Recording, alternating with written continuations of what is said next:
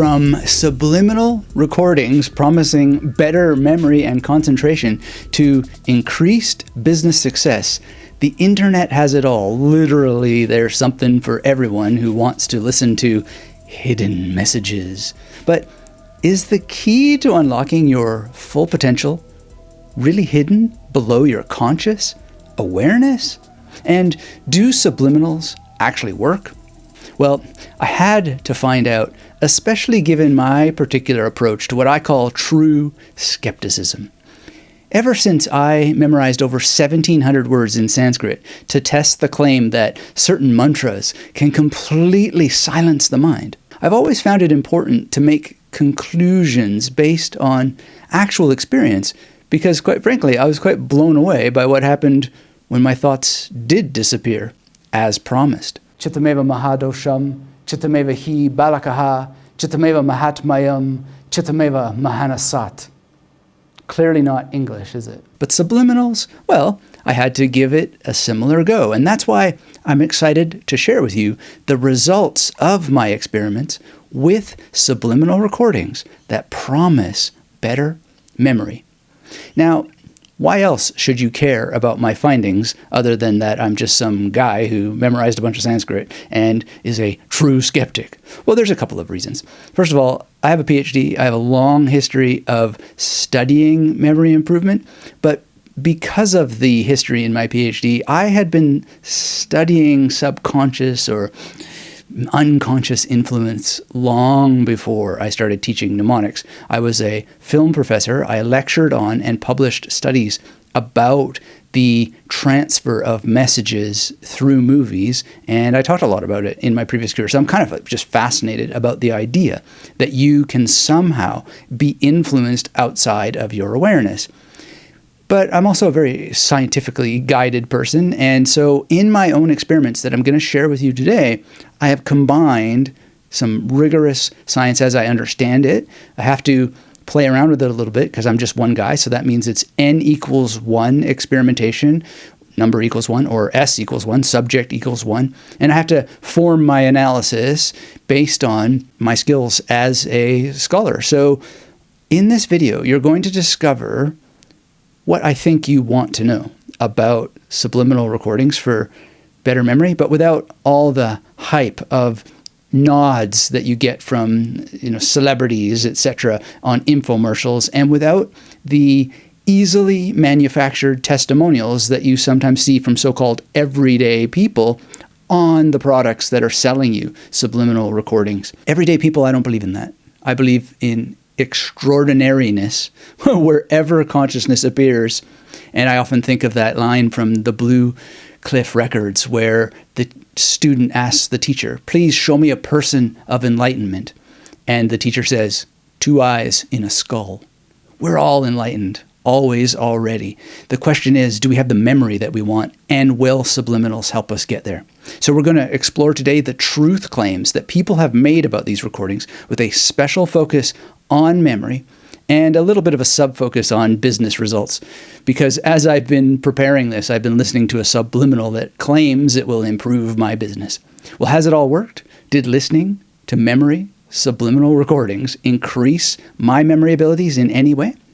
Well, it's interesting because content is only king when it's compared against context, which is God. So before I take you into the magnetic memory headquarters where I will show you my experiments, how I conducted my tests, and my results, we need to look at the definition of subliminals. What are subliminals anyway? And is there anyone providing subliminal recordings for better memory or anything else that actually has a definition?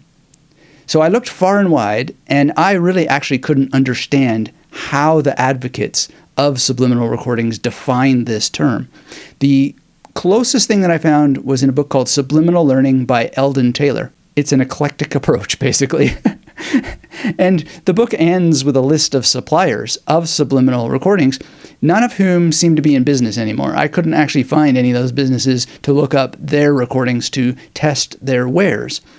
So this is a problem. And another problem is that Taylor does more than shirk any kind of scientific scrutiny throughout his book. Taylor plays rhetorical games in substitute of ever providing a solid definition that we can go on.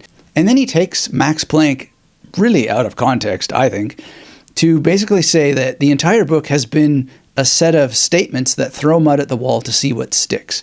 And you can see it for yourself in his words. He says at the end, "I have sometimes presented ostensibly opposing views, attempting to incorporate models and mechanisms that facilitate each other in non-mutually exclusive ways. To the discerning reader, this will be obvious. To those entrenched in the only right way, this will be difficult."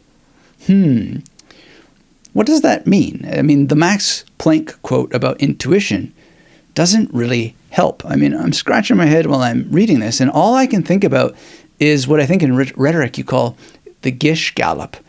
You know, I think I am a discerning reader, but the Gish Gallop is essentially something, a kind of technique where a person in a debate or an author in a book attempts to overwhelm you with either an excessive number of arguments or just bringing things completely out of context with no regard for their accuracy, their strength, their truth. And in a debate, the person tends to just roll it out at such a rapid pace that it makes it impossible for the opponent to address them in the time available in the debate. But when you're a reader, I think in writing, what Taylor is doing is constantly attacking your common sense with this gish galloping while praising you for being the kind of quality reader, the discerning reader, who is smart enough to accept what he's saying without qualification. Now, forgive me if I tisk at the camera, but, you know, I came up against book after book like this over and over and over again from people who argue in favor of subliminal learning benefits who simply will not define what subliminal is even supposed to mean in a way that makes sense. So I had to look elsewhere for a definition. Now, according to Leonard Mlodinow, in his award-winning book, Subliminal, this term refers to content that you absorb automatically without any level of awareness, intention, or control. This is very, very important because, in other words, you literally have no understanding of what is influencing you. So by definition, I could not order one of the subliminal recordings from one of the companies at the end of Taylor's book because then I would be aware of their potential to influence me. Those recordings would not be subliminal by definition if we accept Mlodinow's definition. Now, someone named Peter Bob said much the same thing in his book, Brain and Dissociated Mind. And what Bob does here is he differentiates material made present to the conscious mind as explicit from implicit information where introspection is not possible. And so introspection is another layer here. It really poses trouble for the idea of listening to a subliminal recording in order to get a result because, you know, even if you can't hear the subliminal messages that are supposedly going to affect you, you would have introspection by virtue of having an intention. Some kind of introspection is going on. As I tried to find these companies to order some of their recordings, I'm already introspecting. Oh, that company sounds good. Maybe that has a chance at working. That is introspection. So at best, choosing to listen to a subliminal recording is actually supraliminal. And that term basically means that a stimulus exists above the threshold of consciousness, right? The stimulus is in your intention. And there's a simple visual example we're probably all familiar with that will help clarify this idea of the supraliminal. When you see a politician holding someone's baby, you're perfectly aware of what you're seeing. You're seeing a politician holding a baby.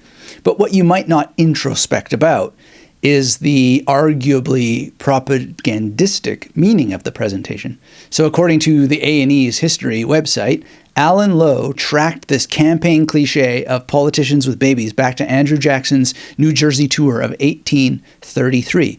And as Jackson stopped to greet a mother and a baby, The woman apparently thrust her little boy into Jackson's arms, and then Jackson says something like, there's a fine specimen of American childhood. And then he passed the dirty-faced infant over to the Secretary of War, John Eaton, for him to kiss. Now, over time, this practice of kissing babies came to convey the idea that a baby-kissing politician can be trusted by the public at large. So this is something that, is not exactly in everybody's mind as a manipulative gesture, right? If you want to go deeper into this based on my film studies history and something I used to teach students about, and it's a very provocative example of visual supraliminals. There's a really good movie called The Parallax View where images are used to train an assassin, or better said, to train a person to become a patsy upon whom an assassination is pinned. I always love that word, the patsy. In any case, back to the big question.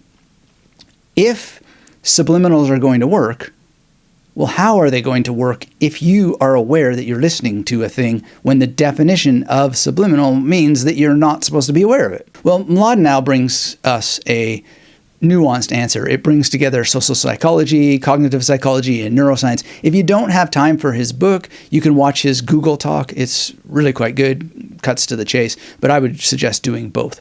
In any case, according to his findings, there are some ways in which various contexts influence us, but what he argues is that it doesn't have to do with the message being hidden or not hidden, etc. It's the brain in context that we need to look at. According to Mlodinow's findings, as I understand them, there are some ways in which various contexts influence us, but without getting into endless examples, it's the brain in context that we need to look at, not just the stimuli in isolation. There really is no such thing as isolation when you think about it. Andy Clark says something quite similar in what I think is a very, very excellent book called The Experience Machine: How Our Minds Predict and Shape Reality. Highly recommend this book. And what Clark says is that there is a fundamental drive that is instantiated by the brain to minimize errors in our own sensory predictions. That same drive guides and is guided by our own internal body states and a rich array of physical actions, many of them designed to gather information and reduce uncertainty. And if that's true from Andy Clark, then I think that perhaps the reason why we are drawn to the allure of subliminals comes not from any amount of scientific evidence supporting it or debunking it. Rather, we are driven to try to get results from such questionable practices where there is no clear definition because we want to reduce the uncertainty in our lives. And that is why we suppress our rational mind. And also, we have historical hype to consider. So in addition to trying to get at what is subliminal supposed to be anyway, what's the history of it becoming something where people think that they could actually listen to a recording and get a benefit? Part of it comes from a subliminal perception series of studies that go at least as far back as philosophers like Leibniz and Kant. And then there were people like Peirce and Jastrow, and they tried to detect the smallest possible differences in sensory stimuli that people would notice. And there's a really fascinating paper. It's called On Small Differences in Sensation. Now, the language is a little bit dated, so I'm not sure I 100% understand the nature of the experiment that they did, but it's something like this. The participants compared two small weights, and then they selected the one that they believed was heavier. And what these researchers found was that even when participants were guessing, they were correct slightly more than 50% of the time. So even though there was this participant uncertainty, they still performed slightly better than chance. And according to the researchers, as I understand it, they had a significant number of participants who were able to register a very, very, very small difference in the weights because of being asked to guess. So this is a kind of suggestion that seems to have had an impact on the results. And that leads us to ask, what's the psychology of suggestion?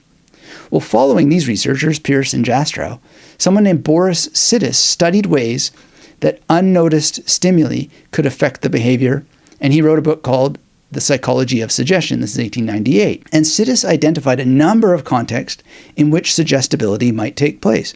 You may be noticing consciously that someone is giving you material, but you're not necessarily introspecting about it, and so it can still have an influence. And he talked about things like listening to Antony's speech in Shakespeare, to looking at images that he considered to be too faint to be consciously recognized. And then the question is, if you can't recognize it, can your brain register it? Personally, I think the questions are more valuable than any results that come out of these studies. And they're just very, very intriguing. But I can't find anyone who tried to reproduce Sidis's experiments, so I don't know what might be out there. But there's several other studies of these thresholds of perception that I have looked at that are classic science in the sense that they have laboratory conditions and they do their best to have split tests and so on. But really the popularity of subliminal products today comes not from scientific studies, but from a hoax. And this is a fairly famous case of fraud in the realm of subliminal recordings, and it goes back to James Vickery in 1957. He claimed to have conducted an experiment involving 45,699 moviegoers. As these people watched movies, he said that he flashed subliminal prompts on the screen with messages like, "Eat popcorn" and "Drink Coca-Cola." And he claimed that popcorn sales rose by 57.5% and that Coca-Cola sales rose by 18.1%. The problem with all of this? Well, one thing that immediately emerged is that Vickery offered no details on exactly how he conducted the experiment. So that meant that no one could repeat it. No one could verify exactly how he did it and try to reproduce it. So what ended up happening is that Vickery retracted his claims during a television interview, and it had all been a hoax all along. But despite Vickery's admission, a kind of small industry grew up, and sometimes not such a small industry because there's so many videos that have subliminal recordings going on and so forth, and it's just ongoing. But some researchers at Princeton, they tried something like Vickery's experiment in 2002. And it's kind of interesting. The subliminal message that they designed was meant to make viewers of a particular episode of The Simpsons thirstier. Now, although the researchers found that 27% of the viewers said they were indeed thirstier after the show, others said they were marginally less thirsty. So in other words, there was no substantial difference. And what the researchers ultimately concluded is that if there was an effect, the participants in the study were probably unnaturally focused on the Simpsons episode. And then, of course, most people would feel thirsty after not having had a drink after the amount of time of a Simpsons episode, and perhaps more so due to being in an artificial environment in which the scientific study took place. So the scientists don't say this, but I'm just guessing that, they're in a room, it's with other people, the air will have a certain quality, and they're probably breathing, air that they're not used to, etc. So maybe that's making them more thirsty at the end. The point is that the scientists did not conclude at all that the message had any effect whatsoever. And that makes sense to me. Now, strangely, many people to this day still don't really know about Vickery's little fraudulent attempt to basically sell his wares as a marketing expert. That's what he was trying to do, apparently, is get himself hired to advise on big advertising campaigns. So we need to spread the word about how the origins of this fascination with subliminals came, because there are now countless recordings promising weight loss, business success, better memory, and improved creativity. And one of the biggest problems I see in this field actually involves ethics. So for one thing, during my experiments that I'll get to here in a minute, I suffered tinnitus from listening to these recordings. And that got me wondering about whether or not listening to such recordings is actually physically safe for my ears. And I don't know that any of the people producing such recordings have ever tested to make sure that there aren't issues for the human ear. And I don't necessarily mean the people who have created these recordings scientifically as corporations. There may have been tests there. But we're talking about people on YouTube who are just using anonymous usernames, and it would be very, very hard to hold them to account if something were damaging our ears. We also tend to have a dearth of instructions, and the instructions are often very unclear or they're contradictory, and we'll get to an example of that in a minute. But there are people in the comments sections who are willing to say that they got a result which stimulates the curiosity of other people, but there are other people who say, I didn't get a result. And then they get comments both from the video creator or the subliminal recording creator who said, well, you just didn't use these recordings correctly. But if there are instructions, those instructions either don't make sense or they're contradictory, and they're not pointing to evidence that can help substantiate the claim in the first place. This is an ethical issue. And so we really I actually don't know what to do other than to take a lot of these recordings as dishonest, if not abusive. And then there are psychological risks. And a big one is called illusory correlation. And this condition occurs when people imagine that they're getting a result when there is, in fact, no such relationship between, say, listening to a subliminal for memory and then having an actual boost. And that's ultimately what I kind of experienced in my own experiments. And only a little bit, because I know about the problem of illusory correlation. And it's still nonetheless striking. It sticks out. I had an experience of illusory correlation when I memorized the Sanskrit. And long story short, I wrote about this in The Victorious Mind. Originally, when I started to have these benefits from the meditation, I thought, oh, my mom's religion must be real, right? And that was an illusion. It didn't mean that at all. And the problem is that a lot of people don't introspect, and then they share their stories, and it helps foster false beliefs. And over time, illusory correlations can reinforce baseless beliefs that lead to destructive stereotypes, and they essentially lead to battles between people, because it's easy to be convinced that something works to the point that you become hostile to criticisms of it. This, in a nutshell, explains a lot about how the world works. So is there a solution? Can you make sure that you never fall into this trap yourself?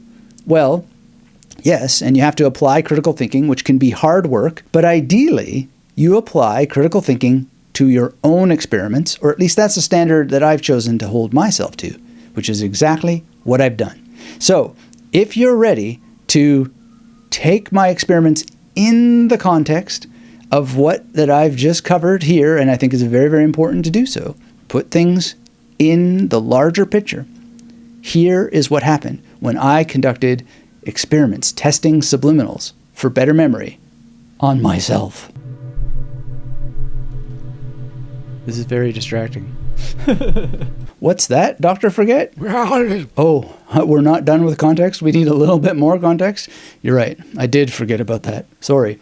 What we need to recognize with my experiments is that they suffered from the get-go. Not only does the word subliminal not really mean anything, and if we're going to take Mlodinow's definition of subliminal, which I think is a good one to be based on, I couldn't possibly be influenced subliminally because I was aware of what I was doing.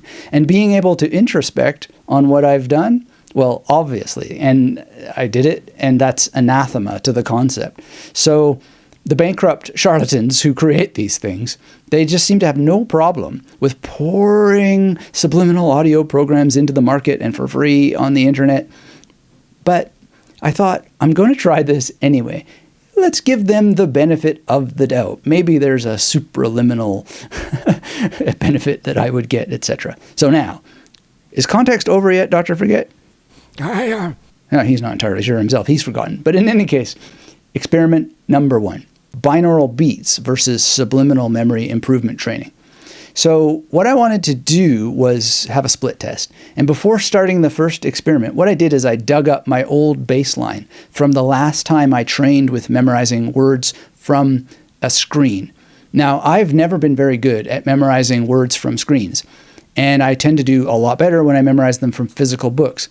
But nonetheless, In my last experiments, I tended to have a high accuracy, if not oodles and oodles of words the way memory competitors would do. So I thought I will use that, and for 7 days, I listened to a binaural beats recording that promises better memory while memorizing physical playing cards. And you can listen to the same binaural beats for memory if you want to reproduce my experiment. And you just have to find 40 hertz gamma pure tone binaural beat brain's operating system on the Internet Archive, specifically track 7, which promises waves for focus, memory, and concentration. Now, there's zero information about who created this recording, not that I could find, nor is there any information about how it's supposed to be used. But as I say, since the whole idea of the use of binaural beats for memory is just as undefined as they are for subliminals, well, I just had to assume that, as Eldon Taylor claims in Subliminal Learning, I am going to be eclectic about it. And he also says that various cellular groups could be sound activated in my body by listening to various recordings. So why not? Eclectic approach, okie dokie, let's see what happened. Now, what I did when listening to these beats and memorizing playing cards is I then followed up by listening to a subliminal recording, and I memorized words from the International Association of Memory Software. And that recording was called Super Memory and Intelligence, 8 hours of subliminal affirmations and relaxing rain. And all I did after I finished with the card memorization drill is I fired this video up on YouTube, and the instructions said that it may be listened to during the day, so why then that's what I did. And the initial result with cards was a bit surprising, actually, in a positive sense, especially since that I was memorizing through some serious sleep deprivation. All right. So it was 10 of clubs, 7 of clubs. Then it's already getting vague. I know there's a 4 of diamonds somewhere coming up. That's the 4 of diamonds. Okay, the 4 of diamonds is doing what to what? Okay, I'm going to leave it at that. I'm very, very tired.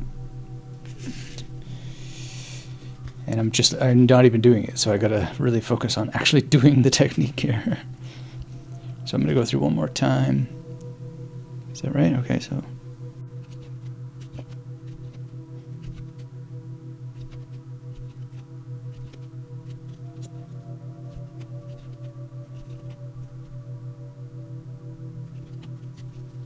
Okay, I'm finding the music a little interesting today, but I can't really think what that first card was. I think the second card was 8 of clubs. Was it Ace of clubs? Yes, and 8 of clubs. Yes, and then, I want to say 3 of clubs, so that's not right. Because 3 of clubs and 2 of spades is later. But it was still some kind of club. Oh, it was 5 of clubs. And let's pause that and not look at it. So now this is 3 of clubs and 2 of spades. Yes. 2 of spades. Then here I think we have 8 of diamonds and 10 of diamonds. 8 diamond, 10 diamond. Yes. Then we have Jack of club and 10 of heart. And then we had it was Ace of spades and Ace of diamonds. Okay, so we're missing that card. And just so you can, well, if I do this, there's no way for me to expose it, but there's a card that's still, that's the other way around. So I'm going to look at it like this and remind myself of the card beside it. So 5 of clubs, and I can't think of what that was. But that's not bad, actually, given how tired I am. Quite interesting. Anyway, I'm not going to get it back. But one thing to do as a recall exercise is I got 5 of clubs, and so that's Lily, and Lily was doing something to another image. Oh, it was 3 of spades. That's what it was. 3 of spades, yeah. Okay, so I got them all. That's wild. Maybe this stuff is actually working or helping. Got to do the actual subliminal recording while we're memorizing vocabulary. That blows my mind, though, because I am super exhausted. It's not a lot of cards, but that repetition of many, many clubs and then many aces, that's disorienting, I find, usually. It's usually when they're quite wildly different and rotating between colors that I find it a lot easier. So things are looking up with our split test here for the binaural beats. Let's see how we do in the next test.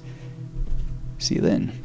However, I knew that this was a case of illusory correlation from the get-go, and this state of illusory correlation was very, very much confirmed by the subsequent days. There was only one other session where the amount of cards correctly remembered was a bit higher than average. And when it came to my vocabulary results, they were continually reduced by listening to the subliminal recording. Well, to be fair, I memorized the vocabulary immediately after memorizing the cards, so it can be that I just had some cognitive drain. But the fact that I memorized vocabulary after a run with playing cards, it shouldn't be the case that cognitive drain diminished my results from the vocabulary trial. These recordings are supposed to give me better memory. So theoretically, the subliminal recording should have overridden any cognitive drain. It did not. As you can see, my baseline dropped from 32 words to 19 as a result of listening to the subliminal recordings for better memory. 32 down to 19 is a massive drop, if you ask me, even if my cards surprised me a little bit, the recall that I had. And if you want to look at the results from the entire week, you have day 1, you have 19 correct words, then day 2, 24, then 21, then 20, then 27, then 29, and then 24. So maybe you could call it a slight raise on days 5 to 7, and that is there. But is the memory improvement coming from listening to this highly distracting recording? Because it was so excruciatingly distracting. I don't think so. Instead, what had happened is that my sleep improved over the course of the week because some interruptions that I was having that caused sleep deprivation in the first place were starting to resolve. And the other thing is that I was probably enjoying the results of what my friend and 3 times USA memory champion John Graham calls chaos training. So chaos training basically is giving yourself an obstacle and distractions while memorizing information. And so basically, Graham has reported this many times over the years, and some of his things will be like he'll memorize playing cards while listening to TV and having his kids run around the room and doing push-ups while memorizing the cards. So in a way, what I was doing with these recordings was putting an obstacle in my path. And so if any rise came over the week, I think it was just simply the benefit of the chaos training. Anyway, that was one experiment. And, split testing against binaural beats with cards and then subliminal recordings with words. As I was doing it, I recognized, I thought, this is not really a proper scientific test, even though I think the results are still interesting. So then I came at it a different way with experiment number 2. I don't know how this is going to go.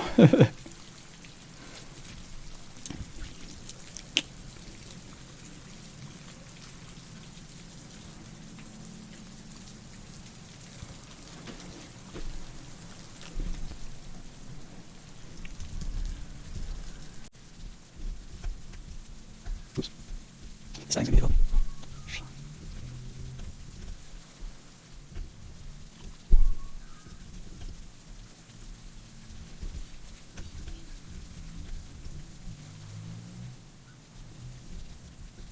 No, that's not right. Still not right. No, so we know how it was. Have you heard it? No, that's not right.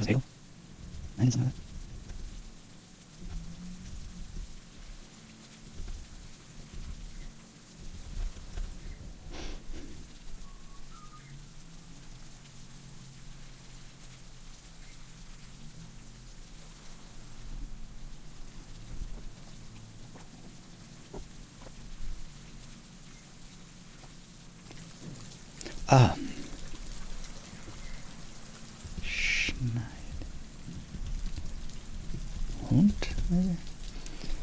Okay, this is wild.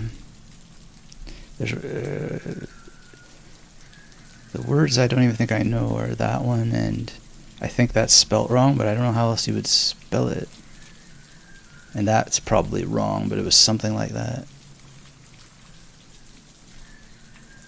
There's bound to be some things wrong, especially when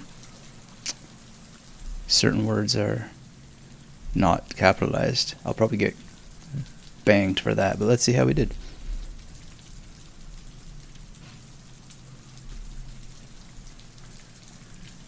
Okay. Gowner. Close though. I thought that was spelled wrong. Landong. Freugzeug, Flugzeug. I should have done a closer review. But I'm not too disappointed with that, quite frankly. Okay, so I think because of cognitive reserve, or not cognitive reserve, but cognitive expenditure, it's probably not fair to now go and listen to this right now, because this is oops, stop this. This is a little bit tiring, so we'll come back. Immediately after the conclusion of experiment 1, which was 7 days, I switched out the binaural beats and I split test subliminal recordings against a heavy metal song called Born by Nevermore. Very, very specifically, a live recording from Year of the Voyager that was recorded in Bochum in Germany. I also changed the language of the vocabulary from English to German because I thought that will definitely cleanse my palate. And so basically what ended up happening is that listening to these subliminals, they performed better. I got 28 German words the first time correct while listening to the subliminal, whereas I got only 14 words correct while listening to Born, the heavy metal song. But on average, the results just basically remained at that level across the week of recording. And I don't think the subliminal was helping because I never got closer to my baseline of English words, never closer than 28 German words. I think that's actually pretty impressive, but where is the result coming from? It's coming from my abilities with mnemonic techniques, memory palaces, and so forth. And if you want to learn those things, make sure you're subscribed to this channel. Hit that thumbs up, of course, for the love of memory. But I think the problem with the Nevermore song was not so much listening to heavy metal while I was doing it. It's because, at least for me, Born is a catchy song. I couldn't resist singing along with the chorus, humming along, banging my head a little bit. I want chaos! This is called Born! It's just too good of a song. I mean, how could you not get wrapped up in it, especially since it's a live recording? Okay, I did a number of other experiments, but I don't want to go on and on about all these different things that I did because at the end of the day, I do not believe it's possible to experience subliminal influence if you're introspecting about it. And quite frankly, I don't know how that your brain could be influenced by something that you don't perceive at all, which is supposedly what these recordings are things that you're not perceiving. But if you're aware of the non-perception of the perception, it just seems like an infinite regress. In fact, it probably is. You just endlessly get caught up in this puzzle. And you know what they say, play stupid games, win stupid prizes. So as an analysis of my experiments, I'm not impressed with subliminal recordings. And I, came in kind of assuming that I wouldn't be impressed. But the chaos training element is interesting. But I don't know if it's worth the risk of the tinnitus that these subliminal and the binaural beats created. It really feels terrible. And plus, the problem of memorizing from screens while listening to these recordings is it's just simply that this is never how I use memory techniques in real life. So this would need to be experimented with further in different ways. But exactly how? There's just no clear instruction. If I was going to go to memorize names at events, I have a huge rate of accuracy. And when I learn languages, I have a really nice high rate of accuracy. Language learning is challenging no matter what you do, but nonetheless, I've never needed any extra thing, right? So what exactly would I do to follow which instructions to make subliminal works in a third experiment? Well, this is where I think things get really, really, really frustrating.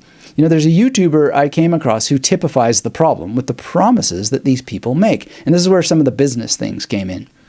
Consider the major contradiction in a video that this YouTuber has. On the one hand, she says that recordings work best if you listen to them while you're not alert. Yet, she says that she usually listens to them while working, which is a state of alertment. Is alertment a word? Yes. No, I don't know. But in any case, she says that you should only focus on one subliminal recording for one outcome at a time. Yet her playlist on YouTube is an autoplay that strings a bunch of these techniques together. So as I was trying to use her recording for better business results, it would just automatically start playing the next video. Now, maybe there's a button somewhere that would stop that from happening, but I couldn't find it. And besides which, the instructions are so contradictory. What difference is it going to make when I can't even figure out what I'm supposed to do? So it's just a mess, basically. Now, I can go on with other complaints and observations and so forth, but I think that if people are observing what they think are genuine results, there's probably two things that are happening. One is that they're suffering from illusory correlations. I have felt that pull. And the other is that I think that my expectations are just maybe much higher than theirs. If you're going to claim that listening to a recording is going to make your memory skills explode or business results soar, I want epic results as quickly as possible. Otherwise, I'm not sure why these recordings exist. And there are so many other ways to get better memory, to get better results in any area that you want to improve in. So I've looked at my results and I've just wondered, what's the better way to do this? And I already know. It's called the magnetic memory method. It doesn't involve listening to distracting music at all. You just need a memory palace, ideally one that's optimized for language learning. And then you need to practice and study the art of memory. This is the key to learning and remembering and having better memory effects throughout your life. But the problem is that the memory effects that you're going to get, you're going to need to apply the techniques every time. The memory techniques don't work if they're not applied. And the subliminal hucksters out there, I think they just have some work to do to validate their ideas, either practically or through actual science, because there's nothing really that's going to come without effort. So, you don't have to be a memory champion or use memory champion training software like I did as part of this experiment to help you master these skills. They're certainly helpful, but you just really want a bit of guidance. So if you'd like to learn more about using memory palaces just broadly for studying anything, consider sticking around, watching my video on the memory palace for studying next, and then start to use those ideas to commit information to your long-term memory. I usually memorize things in peace and quiet without any kind of chaos, because it's not only more effective in terms of focusing and concentrating, but it has no tinnitus and it has no illusory correlation, because you either remember what it is that you memorized or not. What is it in Latin? Nihil minus est, omnis occupati quam vivere, which is Seneca basically saying, stop busying yourself with the busy stuff of life and actually do the thing that works. Genshi genbutsu, I think they say in Japanese. Go to the real place and do the real thing. Do that and you will experience results. And I think my buddy John Graham is right. Chaos training does help you use the techniques better when things are calm, but you don't have to train that way. All that matters is that you find the truth, and that will be golden. So thanks for joining me, and go ahead and watch the Memory Palace technique for studying next.